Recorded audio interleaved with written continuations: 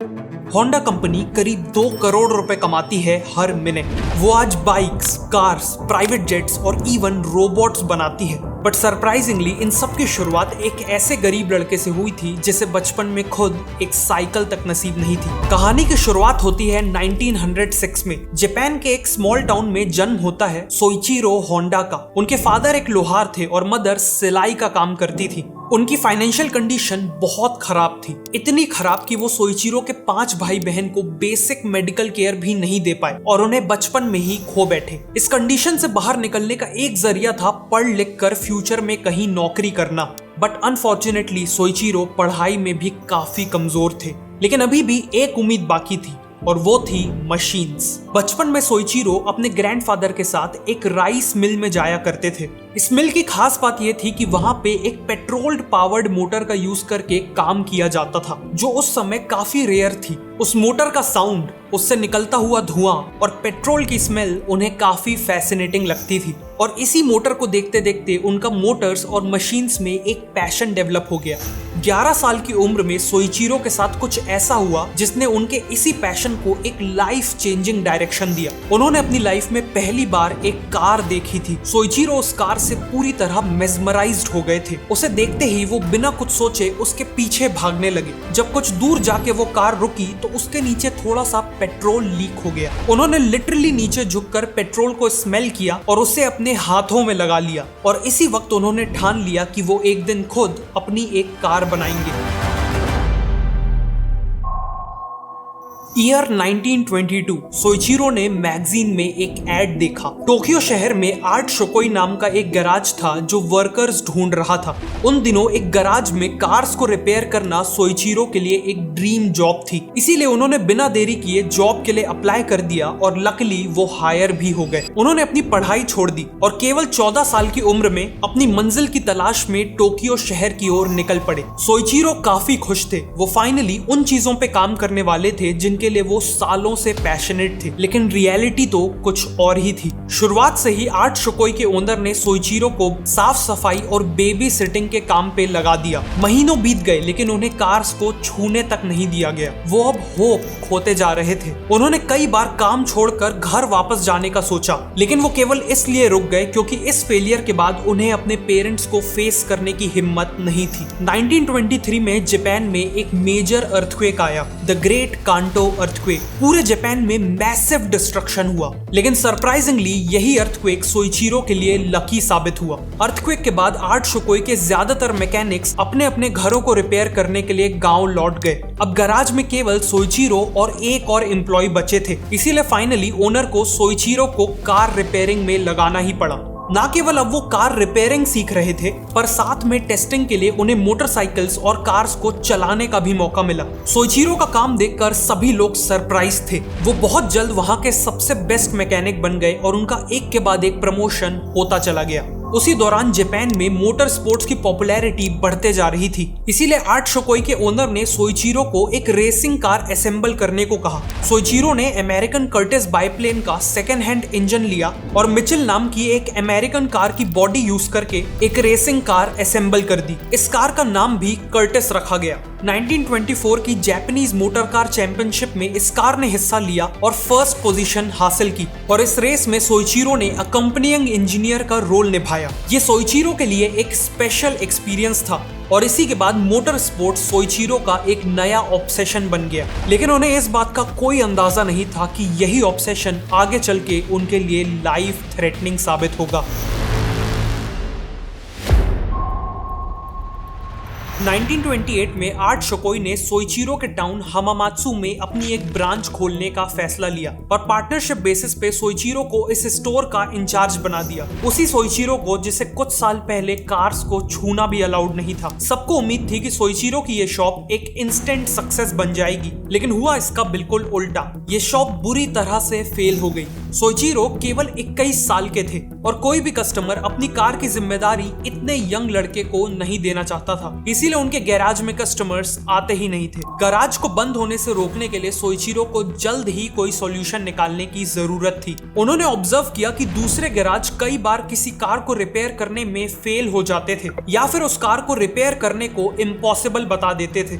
ऐसे केसेस में केवल सोइचिरो ही थे जो उन कार्स को रिपेयर करने की गारंटी देते थे और सच में उन्हें रिपेयर कर भी देते थे। इसी के चलते उनकी मार्केट में एक स्ट्रॉन्ग रेप्यूटेशन डेवलप हो गई। अगले कुछ सालों में उनकी शॉप बहुत तेजी से ग्रो हुई। 1931 में जब वो 25 साल के हुए तो वो हर महीने 1000 येन का प्रॉफिट अर्न कर रहे थे और उन्होंने 50 लोगों की टीम भी बना ली थी। इसी दौरान होंडा ने न केवल वापस से रेस कार्स को असेंबल करना चालू कर दिया बल्कि खुद रेसिंग टूर्नामेंट्स में पार्ट भी लेने लगे। 1936 तक उन्होंने कई रेसेस जीती और मोटर स्पोर्ट्स में ही अपना फ्यूचर करियर देखने लगे, लेकिन फिर उनके साथ एक भयानक ट्रेजेडी हो गई। पर आगे बढ़ने से पहले मैं आपको एक ऐसी चीज के बारे में बताना चाहता हूँ जो आपको अमीर बना सकती है। मैंने अभी तक जितने भी सक्सेसफुल एंटरप्रेन्योर्स पे वीडियोस बनाई हैं उन सब में एक चीज कॉमन है, वो सभी अपने लाइफ में जाने अनजाने ऐसे 5 सैक्रिफाइसेस करते हैं जो उन्हें अमीर बनाते हैं। अगर आप भी इन 5 सैक्रिफाइसेस के बारे में जानना चाहते हैं तो मैं आपको 5 sacrifices to become rich bite recommend करूंगा। ये और बाकी सभी बाइट्स कुकू एफएम पे हिंदी में अवेलेबल है। लेकिन ये बाइट्स आखिर है क्या? बाइट्स बेसिकली एक अमेजिंग सॉल्यूशन है हम जैसे लोगों के लिए जो अपने बिजी शेड्यूल के कारण बुक्स पढ़ने का टाइम नहीं निकाल पाते। बाइट्स को सुनकर आप केवल 15 मिनट में पूरी बुक की लर्निंग्स को कवर कर सकते हो। बाइट्स का नरेशन भी काफी स्मूथ है। आप इन्हें मॉर्निंग वॉक करते हुए, खाना खाते वक्त या फिर सोने से पहले कभी भी सुन सकते हो। मतलब सुनो तेजी से, बढ़ो तेजी से। पिछले कुछ महीनों में कुकू एफएम की इन 3 बाइट्स ने मेरी लाइफ में बहुत वैल्यू ऐड की है, इसीलिए मैं रिकमेंड करूंगा कि आप भी बाइट्स को जरूर चेकआउट करें। और अगर आप कुकू एफएम के सब्सक्राइबर नहीं हैं तो आप मेरा डिस्काउंट कोड शिवांशु50 यूज करके फर्स्ट मंथ के लिए 50% ऑफ क्लेम कर सकते हैं और 99 रुपीज की जगह केवल 49 रुपीज में कुकू एफएम को एक्सेस कर सकते हैं। कुकू एफएम का लिंक मैंने डिस्क्रिप्शन और पिंड कमेंट में डाल दिया है। अब होंडा की कहानी पे वापस आते हैं। जुलाई 1936 में रेसिंग के दौरान उनकी कार का एक मेजर एक्सीडेंट हुआ। जब सोइचिरो ने हॉस्पिटल में आंखें खोली तो उन्हें पूरी बॉडी में एक्यूट पेन महसूस हो रहा था। उनका फेस बुरी तरह से इंजर्ड था, लेफ्ट शोल्डर डिसलोकेट हो चुकी थी और रिस्ट फ्रैक्चर हो चुकी थी। सैडली होंडा के पास अब रेसिंग को हमेशा के लिए छोड़ने के अलावा कोई ऑप्शन नहीं था। उन्हें रिकवर होने में पूरे 18 महीने लग गए और इस दौरान उन्होंने ऑटोमोबाइल पार्ट्स की मैन्युफैक्चरिंग स्टार्ट करने का फैसला लिया। वो अब पिस्टन रिंग्स को मैन्युफैक्चर करने वाले थे। पिस्टन रिंग्स कार्स में लगने वाला एक इम्पोर्टेंट कंपोनेंट होता है और उस समय काफी डिमांड में भी था। उन्होंने गैराज की जिम्मेदारी अपने एम्प्लॉइज को दे दी और 1937 में टोकाई सेकाई नाम की कंपनी को एस्टैब्लिश किया। 50 नए एम्प्लॉइज हायर किए और काफी एक्सपेंसिव मशीन्स भी खरीद ली। उन्हें पिस्टन रिंग्स बनाने का कोई एक्सपीरियंस नहीं था, इसीलिए फैमिली और फ्रेंड्स ने उन्हें इस बिजनेस के अगेंस्ट वार्न किया, लेकिन सोइचिरो नहीं माने। उनका कहना था कि अगर मैं किसी चीज को केवल एक बार देख लूं तो मैं उसे बना सकता हूं। I can build anything if I see it just once। वो दिन रात फैक्ट्री में अपने वर्कर्स के साथ काम पे लग गए। कई महीने बीत गए और उनकी सारी सेविंग्स खत्म होने लगी। अल्टीमेटली फैक्ट्री को चालू रखने के लिए उन्हें अपनी वाइफ की ज्वेलरी बेचनी पड़ी, लेकिन इन सब के बाद भी वो एक प्रॉपर पिस्टन रिंग बनाने में फेल हो गए। फाइनली सोइचिरो को रियलाइज हुआ कि उनके पास एक प्रॉपर पिस्टन रिंग बनाने के लिए सफिशिएंट नॉलेज नहीं है। इसीलिए उन्होंने 31 की एज में हामामात्सु हाई स्कूल में मेटलर्जी पढ़ने के लिए एक स्पेशल स्टूडेंट के तौर पे एडमिशन ले लिया। उन्होंने अपनी लर्निंग्स को फैक्ट्री में अप्लाई किया और फाइनली नवंबर 1937 में उन्होंने एक एक्सेप्टेबल पिस्टन रिंग बना ली। अगले 2 सालों में वो अब न केवल टोयोटा और बाकी कंपनीज को सक्सेसफुली पिस्टन रिंग सप्लाई कर रहे थे, बल्कि नेवी के लिए भी पार्ट्स और मशीनरीज बनाना चालू कर चुके थे। 1940s तक उन्होंने एक मैसिव प्लांट सेटअप कर लिया था और उनका बिजनेस काफी तेजी से ग्रो हो रहा था। लेकिन फिर कहानी में एक मेजर ट्विस्ट आता है। ये वर्ल्ड वॉर 2 का टाइम था और जापान और अमेरिका आपस में वॉर लड़ रहे थे। वॉर के दौरान एक दिन आसमान से अमेरिकन फाइटर जेट्स ने बॉम्बिंग करी और सोइचिरो के प्लांट को बुरी तरह से डैमेज कर दिया। वो इस हादसे से रिकवर कर ही रहे थे कि 1945 में हामामात्सु एरिया में एक मेजर अर्थक्वेक आता है और उनका प्लांट पूरी तरह से डिस्ट्रॉय हो जाता है। वॉर के बाद तक उनकी सालों की मेहनत और उनकी कंट्री दोनों ही बर्बाद हो चुके थे। वो वापस से जीरो पे आ चुके थे। सोइचिरो ने अपनी कंपनी के बचे कुछ एसेट्स 4.5 लाख येन में बेच दिए और काम से ब्रेक ले लिया। इसी दौरान उन्हें जापानीज आर्मी का एक जनरेटर मिला जो आर्मी अपने वायरलेस रेडियोस को चलाने के लिए यूज करती थी। इंजन को एग्जामिन करने के बाद सोइचिरो के मन में एक ऐसा आइडिया आया जिसने आज की होंडा कंपनी की नींव रखी। एक्चुअली वॉर के बाद फ्यूल की काफी कमी थी जिस कारण उसका प्राइस बहुत ज्यादा बढ़ गया था, इसीलिए ज्यादातर लोगों को हर जगह साइकिल से ही ट्रैवल करना पड़ता था। सोइचिरो का आइडिया था इसी साइकिल को मोटराइज करने का। इस काम के लिए उन्होंने 1946 में होंडा टेक्निकल रिसर्च इंस्टीट्यूट की शुरुआत की। अपनी स्किल्स का यूज करके इस मिलिट्री इंजन को मॉडिफाई किया और साइकिल्स में फिट कर दिया, जिससे अल्टीमेटली एक अफोर्डेबल मोटरसाइकिल बन के तैयार हो गई और ये एक इंस्टेंट सक्सेस भी बन गई। लेकिन दो प्रॉब्लम्स थी। पहली ये कि उनके पास केवल 500 मिलिट्री इंजन्स बाकी थे, लेकिन डिमांड बहुत ज्यादा थी।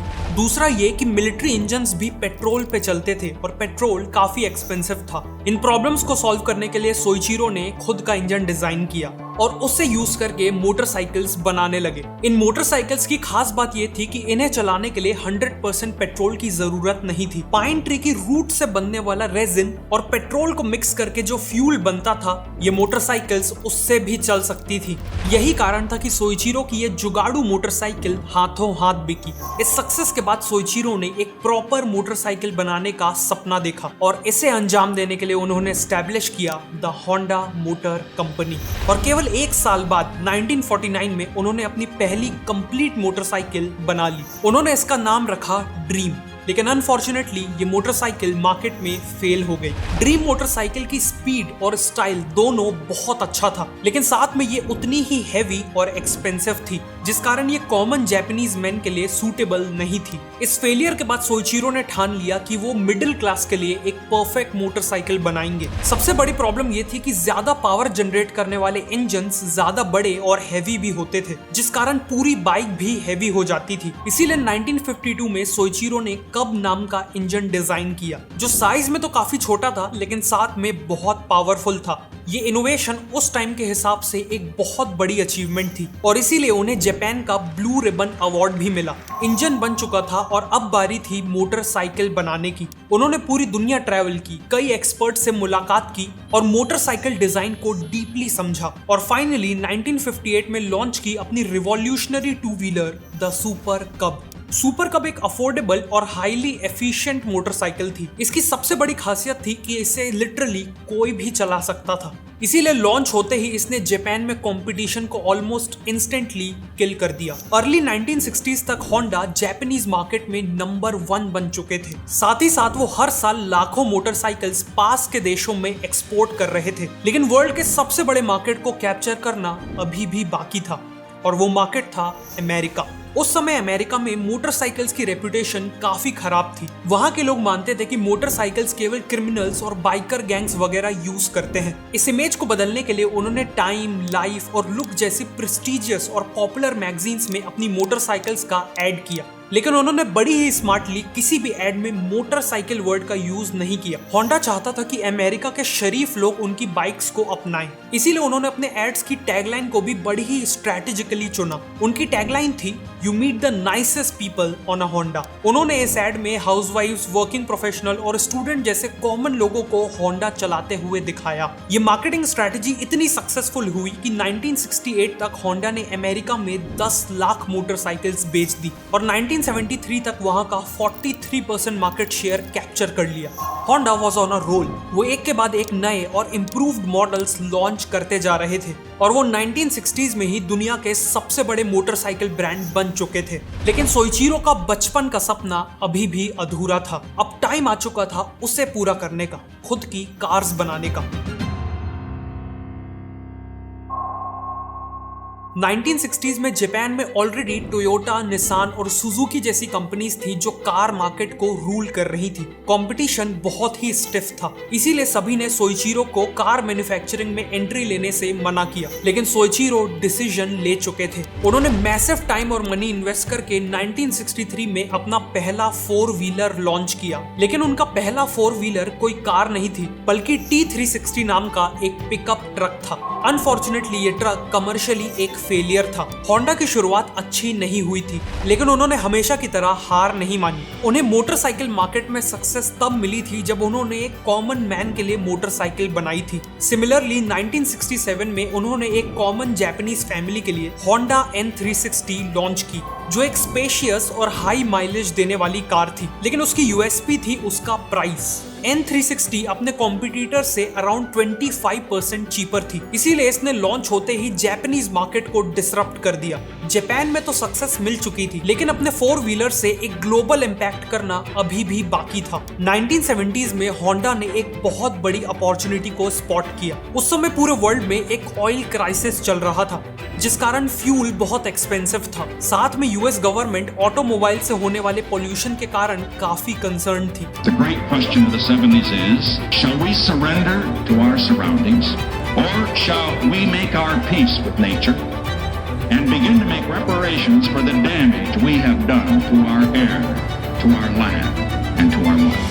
इसीलिए उन्होंने क्लीन एयर एक्ट के थ्रू ऑटोमोबाइल कंपनीज के ऊपर स्ट्रिक्ट रेगुलेशंस लगा दिए। मतलब अब उन्हें बिजनेस करने के लिए अपने इंजन्स को इस तरह मॉडिफाई करना होगा जिससे वो कम पॉल्यूशन करें। इस रेगुलेशन के बाद सभी कार कंपनीज ने लॉयर्स को हायर करके यूएस गवर्नमेंट के अगेंस्ट केसेस फाइल कर दिए। लेकिन वहीं दूसरी तरफ होंडा ने लॉयर्स की जगह बेटर इंजीनियर्स को हायर करके अपने इंजन को बेटर बनाने पे काम चालू कर दिया। अगले कुछ सालों में होंडा ने compound vortex controlled combustion engine, short में CVCC इंजन लॉन्च किया। ऑटोमोबाइल की दुनिया में ये एक मेजर ब्रेक थ्रू था। ये इंजन ना केवल पॉल्यूशन स्टैंडर्ड्स के हिसाब से फिनोमिनल था, बट वो साथ में काफी फ्यूल एफिशिएंट भी था, और किसी और कंपनी का इंजन इसके आसपास भी नहीं था। होंडा ने 1975 में इसी इंजन के साथ अपनी होंडा सिविक को लॉन्च किया। ये कार कस्टमर्स और गवर्नमेंट दोनों की रिक्वायरमेंट्स को 100% सेटिस्फाई कर रही थी, एंड एज एक्सपेक्टेड इसने अमेरिकन कार मार्केट को हिला के रख दिया। होंडा सिविक आगे चल के वर्ल्ड की one of the most popular cars में से एक बनी, और इसके नए मॉडल्स आज भी मार्केट में बिकते हैं। The all-new 2022 Honda Civic Sedan. इस सक्सेस के बाद there was no looking back. Honda ने इसके बाद होंडा अकॉर्ड और होंडा सिटी जैसे मॉडल्स लॉन्च किए, जिसने अपस्केल कस्टमर सेगमेंट्स को भी सक्सेसफुली टारगेट किया। फाइनली सोइचिरो होंडा ने ऐसी कार्स बना ली थी जिसने उनके साथ साथ पूरे वर्ल्ड को फैसिनेट किया था। जापान के एक छोटे से शहर के लड़के का बड़ा सपना अब पूरा हो चुका था। सोइचिरो होंडा का कहना था कि सक्सेस इज 99% फेलियर। हम सब फेलियर से कहीं ना कहीं डरते हैं, लेकिन सोइचिरो होंडा की लाइफ स्टोरी ये प्रूव करती है कि फेलियर्स किसी की भी जर्नी का एक क्रूशियल हिस्सा है। हर फेलियर एक अपॉर्चुनिटी है to learn, to improve and ultimately to succeed. आखिर मैं आपको फिर से याद दिलाना चाहता हूँ कि कुकू FM को आप डिस्क्रिप्शन और पिन्ड कमेंट में दिए हुए लिंक से डाउनलोड कर सकते हैं, और मेरा डिस्काउंट कोड शिवांशु50 यूज करके फर्स्ट मंथ सब्सक्रिप्शन पे 50% ऑफ क्लेम कर सकते हैं।